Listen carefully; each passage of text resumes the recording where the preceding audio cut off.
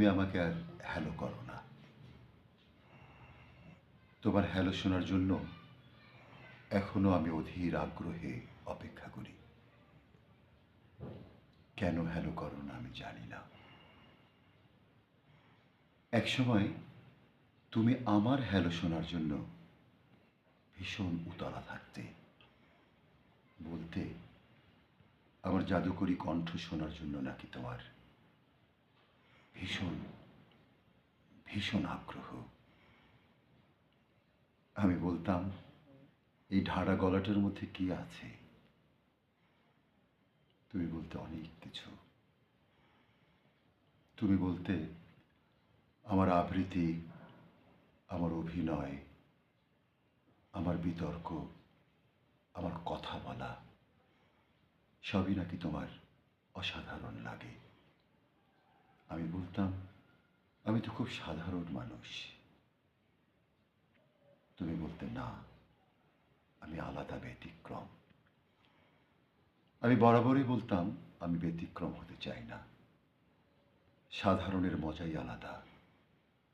সাধারণ মানুষরা সহজ, সরল, প্রাণবন্ত হয়।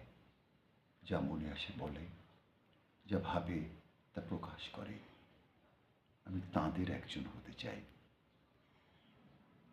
তুমি একসময় আমার হাতটা শক্ত করে ধরে বলতে, এ হাত কখনো ছাড়ব না।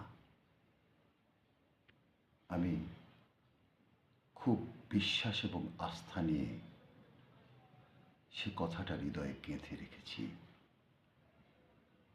একটা সময় দেখলাম তুমি খুব সহজেই আবার হাতটা ছেড়ে দিলে, চলে গেলে অন্য কোথাও, অনেক দূরে,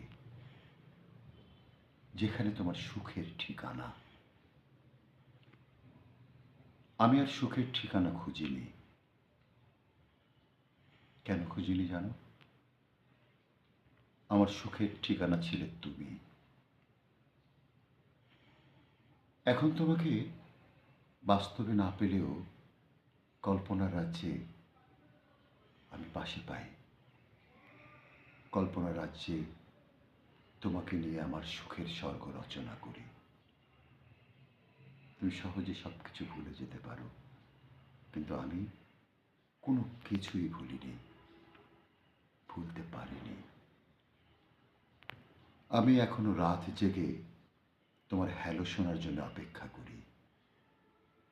অপেক্ষার পর অপেক্ষা, তোমার হ্যালো।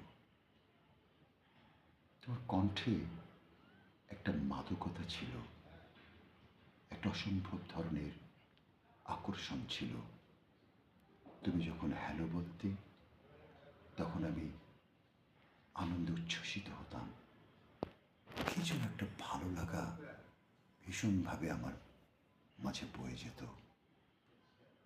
তুমি হ্যালো বলবে এই অপেক্ষায় আমি এখনো বসে আছি। তুমি হ্যালো বলবে এই অপেক্ষা আমার অনেক দিনের। তুমি সুদূরে চলে গেছো তোমার সুখ, শান্তি আর স্বপ্নের জন্য। আর আমার স্বপ্ন তুমি। এখন গভীর রাত, কুকুর ডেকে যাচ্ছে, রাতের প্রহর বাড়ছে। আমি বিনিদ্র, আমি তোমাকেই ভাবছি, তোমার হ্যালোর অপেক্ষা করছি। একটা সুন্দর সুললিত হ্যালো।